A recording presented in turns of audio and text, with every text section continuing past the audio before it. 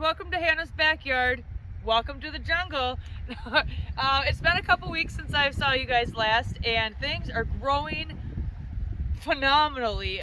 We finally have been getting rain. I think in the last 5 days we've gotten like 4 inches of rain, so it's extreme amount. That might be pushing a little bit. Maybe it's more like 3.5. But anyway, it's been a lot of rain. I have not gotten out here and done any weeding.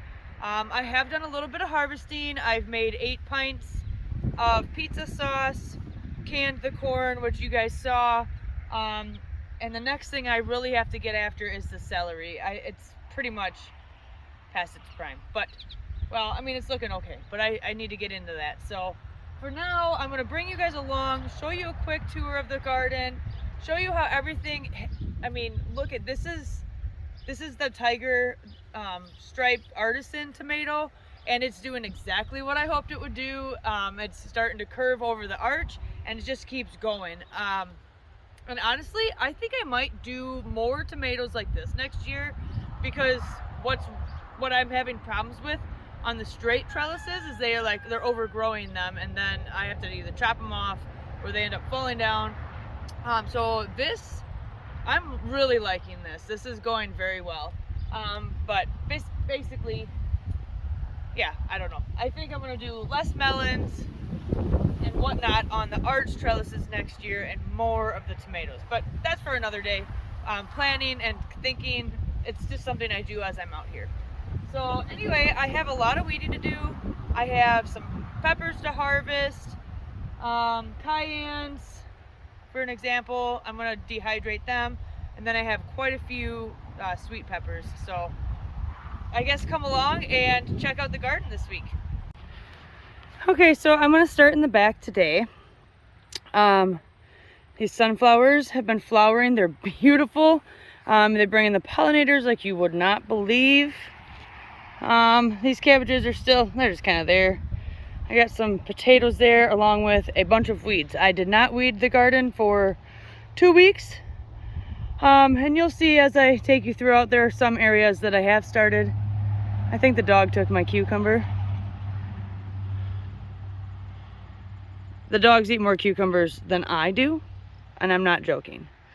But anyway, so I do have the melons here.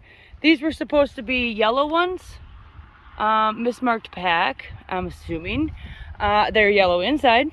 I've opened one up and ate one, but I do have, I think this must be the yellow plant, because I do have that one, and that's actually getting bigger. The tendril, I think that's how you tell on these, is still not brown. So, but I got one, but then I have these ones. So I guess we'll see. Yeah, like I said, I gotta pull some weeds here. This side of the trellis, I've been watching for tendrils. They're not supposed to get big. These are all personal sized melons. Oh man. Which once again, melons were a bust for me. I mean, well, they're actually probably the best year they've ever had, even though it's been the driest year. This here is the Celery melon. I don't have any ripe ones yet. Actually, it looks like I don't have any, but there are some in there. Yeah, here's an example. There's one. There's one. There's a whole bunch here. So I'm very excited to try one. Oh, that one's dying. We'll just pop that right off.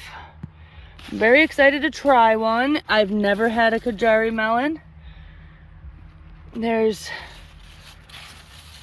some over here. Not as many as on the other side. So anyway, the excitement is real. This is the Minnesota midget, I believe it was called. And as you can see, I have one right there. I don't think it's gonna get any bigger. It's starting to ripen. I had 2 more here, and that's pretty much it. Everything else isn't getting pollinated. As you can see, they're all dying.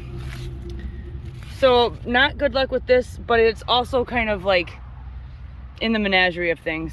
And then I have this one which they look like little limes. I wish they were limes, but they're not.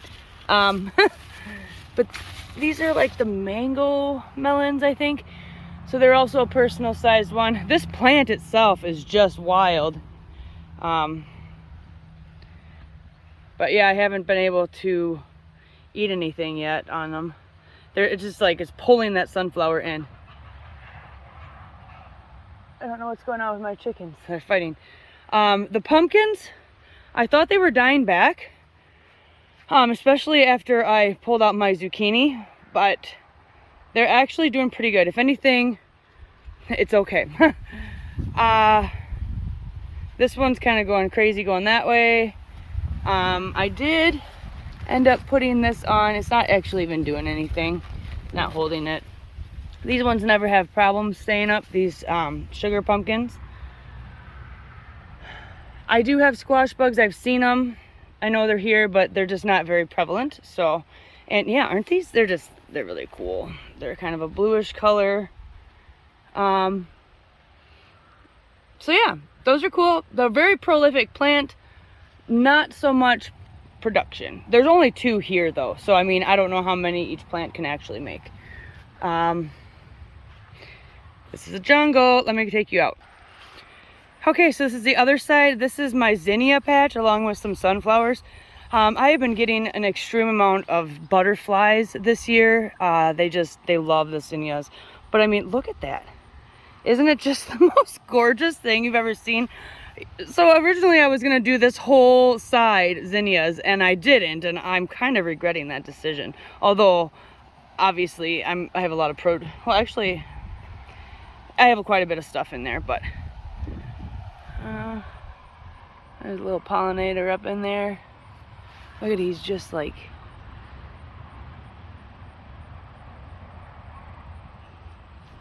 oh, excuse me, just coated in pollen. So, but yeah, these, I was wrong. These are not an aster. They're a bachelor button. They're very pretty. I'm liking them. This is just a wild mess.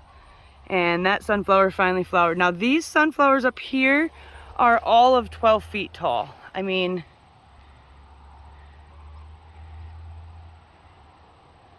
yeah, they're very tall. And they're standing because I got them hidden behind that trellis pretty well from the west. They're on the east side, so they really don't get a lot of wind. That thing's just a monster. Probably the tallest one I ever had. I did start some Copenhagen cabbage over here, but you can see they're just getting riddled with bugs. So I don't know, I might not have good luck with that. The goldfinches are coming in and they're just eating the sunflower seeds, which is awesome. This is my patch of celery, which, let me bring you in. I don't know if you can even see it. It's so thick in here. But yeah, there's some nice celery in there. I gotta do something with that. These tomatoes on my trellis, I kind of talked a little bit about them in the introduction, I think. I am totally gonna do more tomatoes this way, I think, because, I mean, look at that. This trellis, I can't touch the top of it, if you can see that. I can't, like there, now I'm touching it on my tiptoes. So it's at least 6 feet tall. And these are just, they're a wall. They're so they're so cool. I don't know, look at this cluster. This is insane. I don't know if I'll do these specific ones again, but on this kind of a trellis. But yeah, I gotta come through and kind of, you can see all these are just going the other way. Oh, I do have that, I think it's pak choi, it's called. White pak. That's there. That's actually doing something. Brussels sprouts are looking good. I have to start picking them, probably more often than not. But yeah, I wanted to talk a little bit about my tomatoes this year. Look how healthy they look, well, despite, I'm not sure what's going on with it. I say that and then they are curled. I've had leaf curl all summer. And I have been kind of cutting them back as they grow up. I think those leaves are just dying, you know, and it's not, I don't think it's disease at all. But But yeah, these are my black crim, and they're literally just loaded. I did mismark a whole bunch again. That's supposed to be a beefsteak. I think it's more like a mortgage lifter. The end is Amish paste. And then there's this one. And this is the one I broke off at the beginning. And it's just never really excelled. But this one is growing to the trellis next to it. And it's just reaching for the sky. You know, Amish paste are pretty wild. I don't know if you guys have noticed that. Peppers, I picked them. Let me show you the size of these things. These are California Wonders. They're very nice, and I have some yellow cayennes and some red ones in there. And then these are the fusilis.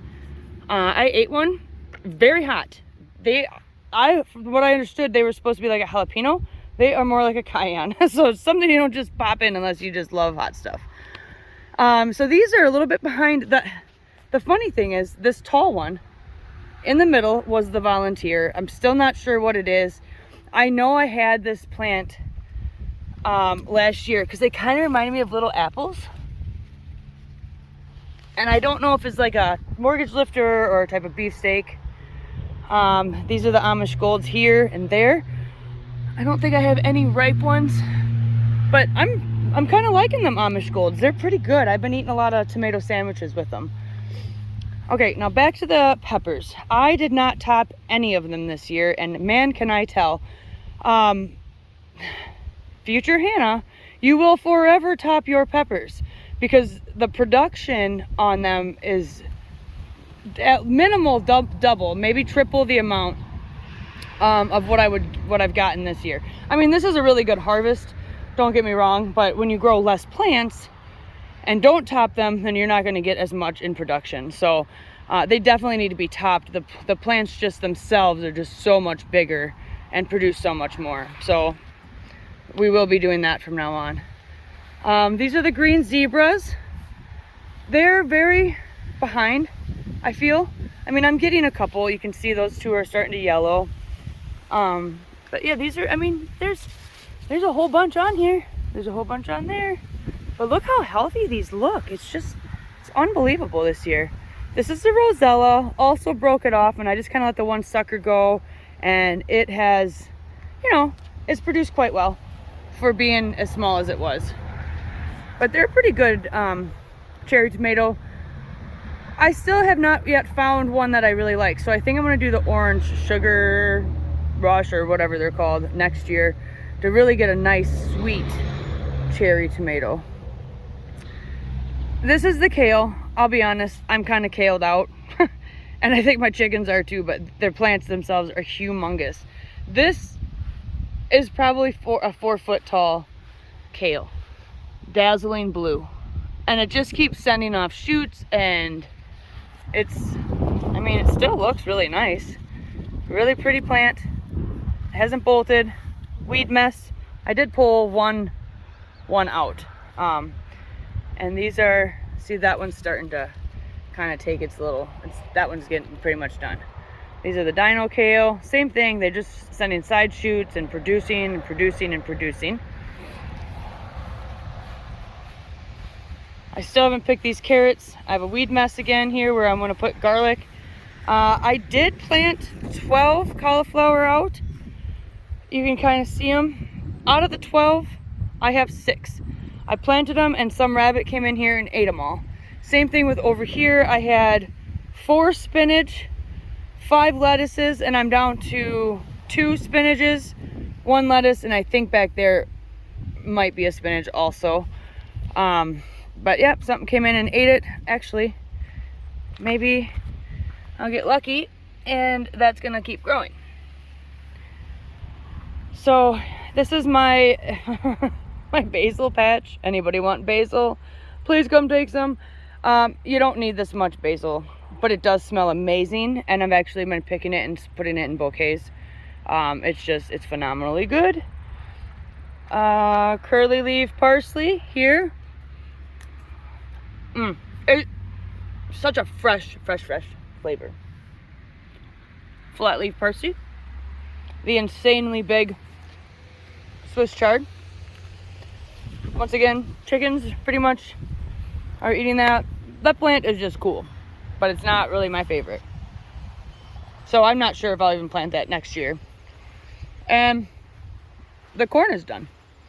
So you can see it's starting to yellow, starting to die back.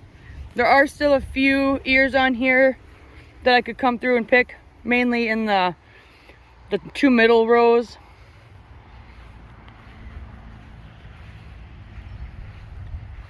Those are the King of the North that both got frosted and pretty much were nothing. They're doing okay. They're coming back. This is the yellow cayenne, and luckily I did get a red cayenne next to it. The 2 jalapenos. Now these weren't topped either, but these are huge. So what I'm learning is morning sun seems to be more significant than night sun.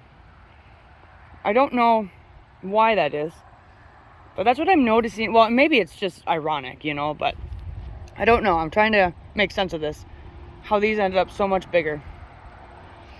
So yeah, jalapenos. This is an Anaheim. I'm starting to get a few on there, and then that one in the middle is an Anaheim. This is the Fuseli. I don't know. I have to learn how to pronounce some of these. But this is more of an ornamental one. And this is the one I tasted, and it is extremely hot. But man, is that a beautiful plant. I thought about digging it up and just bringing it in the house just because it's so pretty. And then these are the shishitsus, and honestly, I won't grow them again. I guess I haven't tried blistering them to see how I like that, but I'm not a big fan of them at all. They're not hot, but I'm just totally not a fan. And these are the paprikas. So these are just kind of sitting until they start turning red. You can see there's some, they're not fully red yet. And here we are. These are the ox hearts.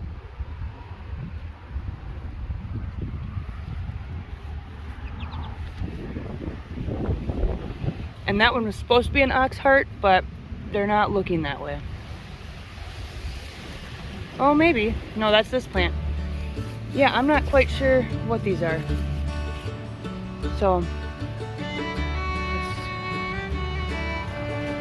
it's super windy today. And actually, it's only like 70 degrees. It's actually really chilly. But, so yeah, let me kind of come around here. I'm thinking this is going to be a black crim when it was supposed to be either a mortgage lifter or a beefsteak. So I got to get better at my marking my plants. I mean, maybe that does look kind of like a beefsteak once you get down in it. So there it is. Don't even ask me what week it is. 14 maybe? I'm not sure, but I will put it in the end of this video so everyone knows, me included. But for now, we will see you guys maybe in a week, maybe 2. We'll see what I have time for. So with that, we'll see you guys later.